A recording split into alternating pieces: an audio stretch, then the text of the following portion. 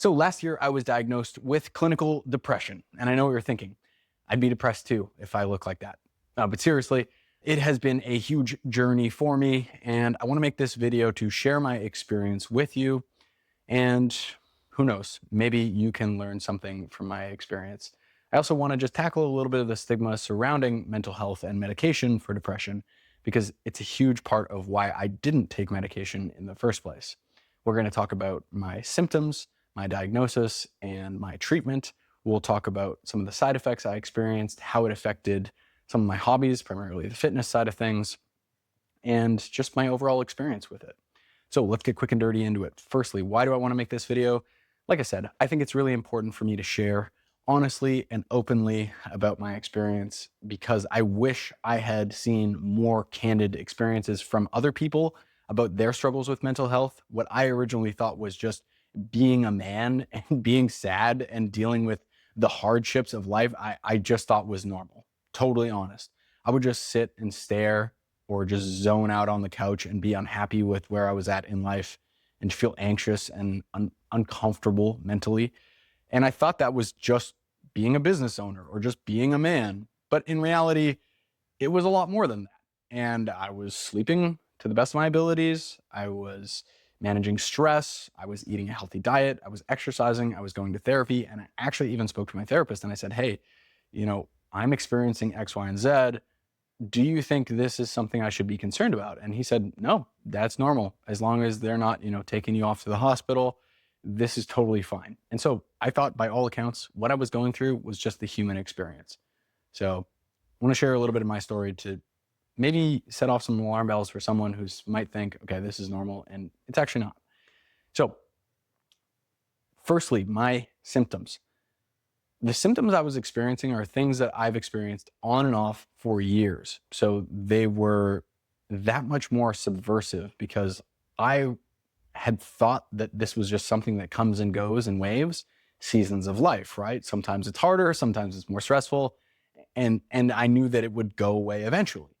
But the most recent bout that I experienced was the most extreme and severe by far. And by that I mean this.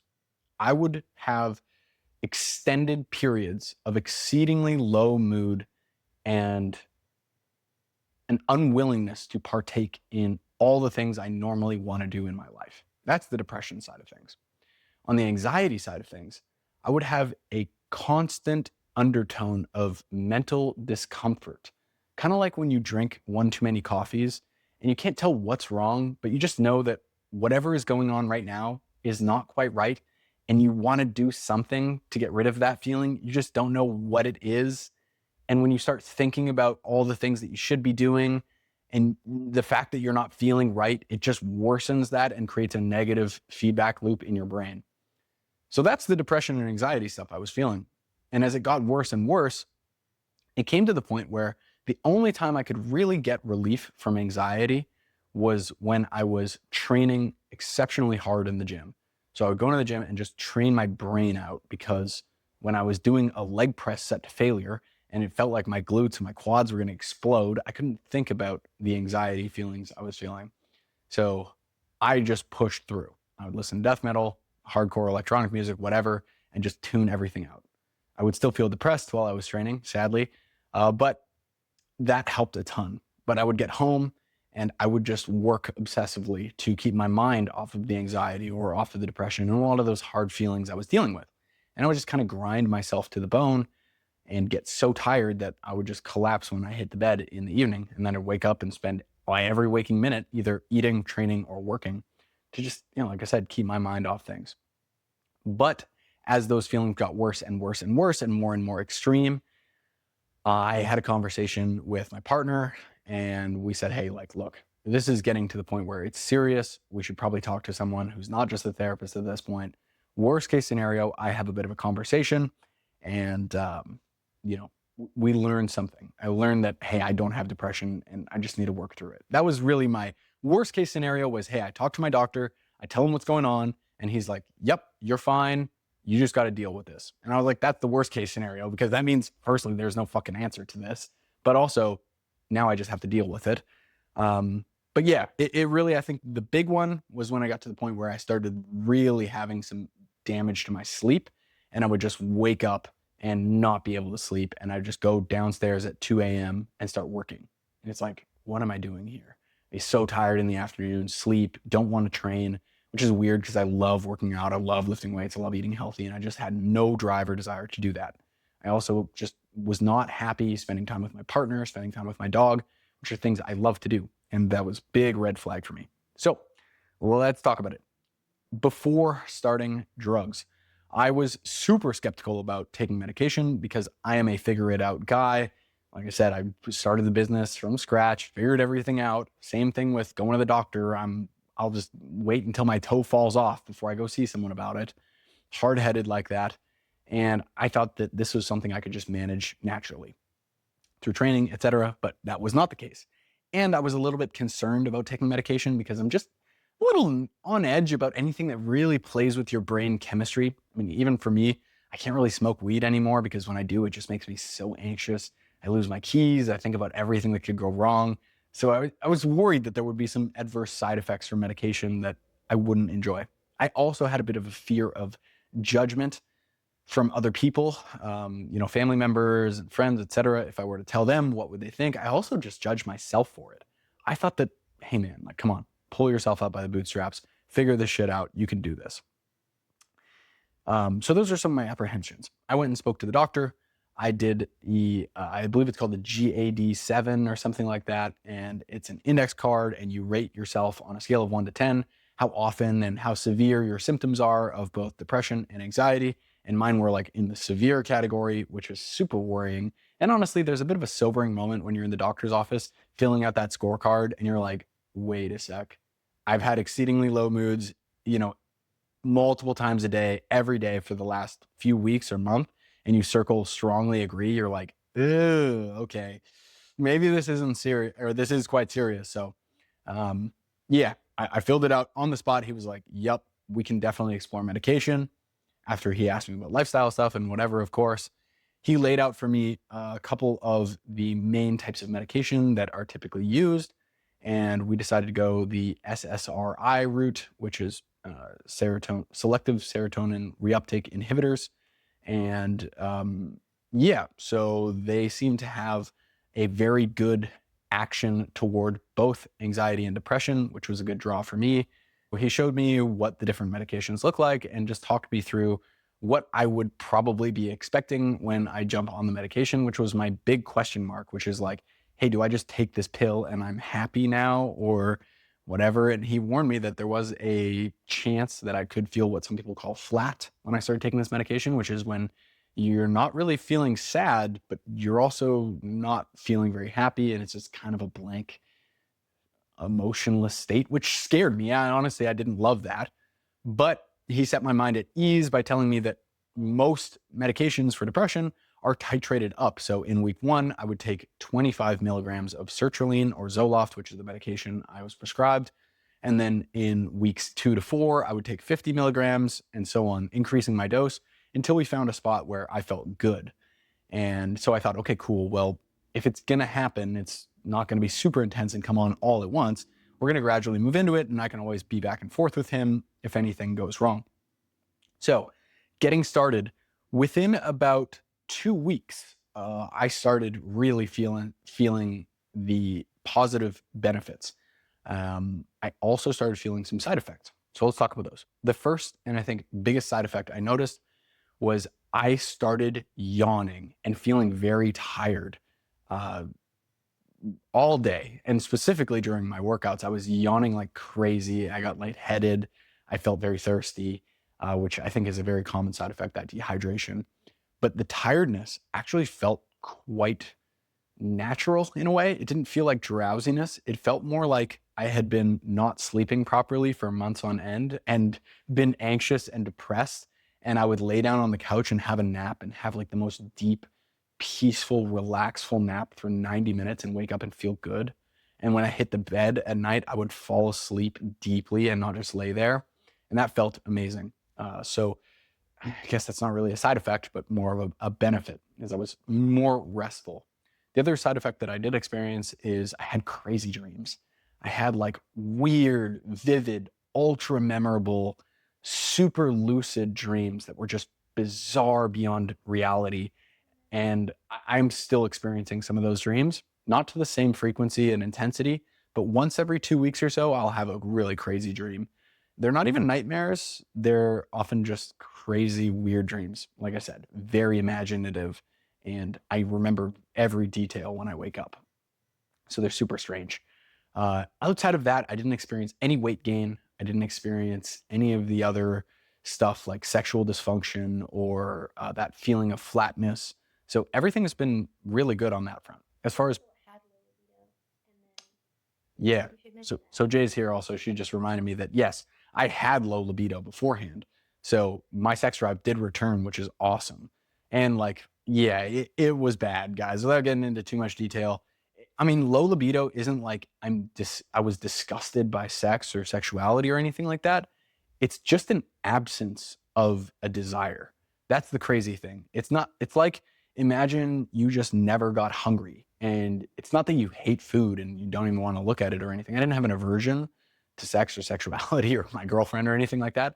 It's just that I had very low desire to eat, so to speak. Yeah, and then it came back with the medication, which was great. Um,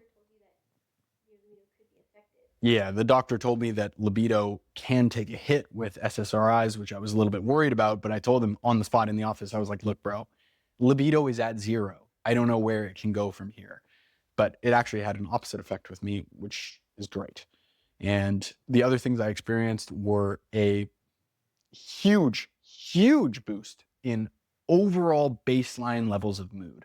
So where I used to have a 100-point swing in negative mood on a very consistent basis, now I will have negative mood. And I do experience negative mood, I think, like most people, except not only is it consistent, regular negative mood every day, it's also not a 100-point swing. It's maybe a 15-point swing. So for me, it's been enormous. It's been huge in that respect. And from an anxiety standpoint, I also experience way fewer episodes of anxiety. It's not 0, but it's been huge for me. The other thing is that when I do get into a period of low mood or anxiety, I come out of it much quicker. Whereas before, I would be in a depressed or anxious state for hours, days, or weeks. And now it might be a couple hours at most. One moment I remember vividly is just sitting on the couch over there, and I was just petting my dog Kiba. I was scratching her chest, and she was sitting, and she was just looking directly into my eyes. And it was just pure emotional positivity. And it was just, again, that stark difference between, oh my God, I have not felt this in so long. It just was unbelievable. So that, I think, was a turning point for me where I was like, wow, this medication is ultra effective. The way I like to describe this to people is I remember last year I was doing a big diet. I got super lean, abs, veins running across my abs, lean. And I was so hungry and I was so dieted to the bone and I just low energy all day. But you kind of get used to that as you're just battling through it and you realize that, hey, this is just cost of doing business. I'm going to just live with this. I have no choice. I'm not as lean as I want to be. So we're just going to keep it going. But then I started eating more food. I went back up to maintenance once I hit my goal weight and I was eating more calories. And then like 7 or 10 days later, I was out on a walk. It was a crisp fall day. It was sunny out. And I was out on this walk and I was like, oh my God, the energy is flowing through me. I'm so happy. I had a wave of positive emotion over me. I'm getting goosebumps just talking about it. I was like, I want to run around in circles on the walk. I'm so energized. I feel amazing. And I had a very similar feeling a couple times after starting to take sertraline, where it was just a less like, oh my God, I'm euphoric, but just such a stark absence of negative mood and anxiety that it was kind of like someone turned the lights on. Really crazy. As far as my fitness stuff goes, I had no negative changes to my training or recovery. It didn't really change my training all that much, but my motivation and enjoyment to train went up significantly. And I can't imagine how hard it would be for someone who is not into fitness, who's dealing with depression and anxiety, to get into it for the first time, which is already seemingly a huge task. I remember the difficulties I went through just talking myself into getting into the gym and getting started with everything was this mountain of a task. For me, someone who loves training, loves eating well, loves sleeping, my life is centered around that. When I was experiencing this stuff, it was just like dragging myself to the gym and I really didn't want to do it. I did it anyways, But now my motivation and enjoyment with training has come back a lot. And I think that also in my work, I'm not working from that same place of anxiety and like, oh my God, I need to make money or else like at the end of the month, we're not going to be able to pay our bills, which was never the case. But it's just that that's the thing about anxiety and depression is it's not a logical thing. It's not so like someone can talk to you and be like, look, here's the money in your bank account. You're going to be fine for the next little bit. You can look at that square in the face. And when you're experiencing these mental health challenges, it's not clocking to you. It doesn't make sense, right? So yeah, in that way, I've been a lot more positive at work too. I think it's led to a more pleasant experience for the folks I work with and just a more creative overall output. So let's talk about the important message I want to share here. I think the big takeaway is number one, it is not weakness to admit that you need help. There are really no bonus points you get for just suffering and wearing it like a badge of honor or being a man and pulling up your pants. It's not worth it. There really is just no shame in deciding that you need help with something and getting it. Like I think there's so much opportunity in your life for you to just enjoy things, for you to, partake in activities and interact with people and give back to the community and the world at large. And if you're just being selfish by not wanting to take medication and seek treatment, you're robbing the rest of everyone in your life of that too. If you had heart disease, your doctor would prescribe medication and you wouldn't think twice about it. There's no stigma there. Of course, I'm not a doctor, so I can't give you medical advice, and I highly recommend you speak to your doctor if this is something you're curious about. But I also do recommend, of course, exploring the basics first as far as nutrition goes, sleep, stress management, exercise. Your doctor will talk to you about this stuff too, therapy. But if those things aren't seeming to cut it for you, then looking at medication as a realistic and viable option can be something super helpful for you. And if you're ashamed or on the fence about it, just remember that it's not all or nothing, and that getting on medication for depression, at least for me, was a little bit of a titrate up type deal. And it wasn't like, oh my God, I'm making this big decision and tomorrow everything's going to change. You can always pull it back or move off of it and talk to your doctor to just kind of find the dose that works for you. Without making this too much of a fitness video, I do think there's a bit of a fitness takeaway here, which is that the place you come from when you're working on your goals matters a lot. Like for me with the work out of that anxiety and just going to the gym because I wanted the anxiety to go away and just being depressed and doing stuff. I mean, yeah, I was still working, I was still lifting, but it was colored so differently. And when I come at it now with this abundance mindset and this kind of positive growth mindset with things, it feels very different. So I do encourage you to just think about, your fitness journey. If this whole depression thing is not something you're even interested in, you're just curious about my story, think about the things you're working on and what flavor you're bringing to them, what mental attitude you're bringing to it, and how that's coloring your experience. Because if you're always exercising out of a place of, self-hatred or wanting to change yourself for being a bad person or whatever, that really does change things when it's like, oh, I'm starving myself or I hate the way I look. And I get it. Like that negative motivation can work, but working towards something and coming at things with a positive mindset just changes your whole flavor of how you act and how you work on things. I'm curious to hear from you if you're open to sharing in the comment section what your experience has been with antidepressants, if you've been on them, or if you have any questions for me, I'm happy to answer them. Just leave them in the comment section and I'll filter through and answer anything you have. As always, thank you so much for watching. And if you need help building muscle or losing fat, go check out some of my other videos. They will help a lot.